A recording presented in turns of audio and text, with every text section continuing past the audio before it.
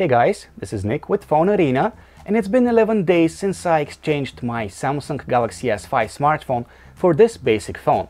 That was the start of an experiment meant to show what would happen if a heavy smartphone user, such as myself, had to survive without a smartphone. 5 days into my experiment, I shared a video in which I went over some of the things that I experienced until that point. You can check that out if you're interested. And today I feel like sharing a few more observations that I've made so far. One thing I want to say is that living without a smartphone was pretty difficult for me, at least at first. I was nervous, I was missing that constant connection to the internet, but eventually I got used to it after a few days. Actually, this experiment has made me realize how big of a distraction a smartphone can be and how much time I actually waste on it sometimes. Without a smartphone around me, I feel a bit more productive and it's easier for me to focus on the assignments that I have. Another thing that I've noticed is that I no longer get those phantom vibrations.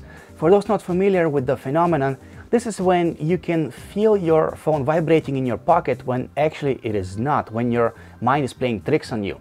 I'm guessing that I no longer get phantom vibes because my basic phone doesn't vibrate quite as often as my Galaxy S5.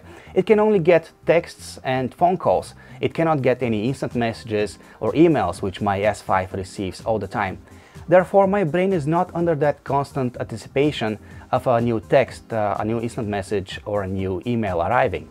Of course, there is a ton of things that I miss. For example, I hated that I cannot Google stuff whenever I want.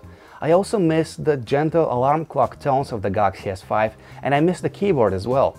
But most of all, I think I miss having a good camera on me all the time. Actually, this made me take out my old camera, which had been collecting dust for a pretty long time in one of my drawers.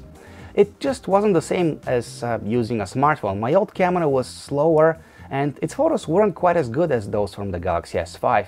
Not to mention that carrying a dedicated camera just to take photos is a burden.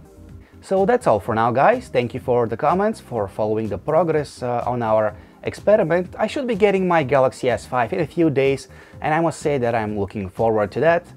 Once that happens, I'll be back with another update summing up the whole experience of living without a smartphone. This is Nick with PhoneArena, signing out.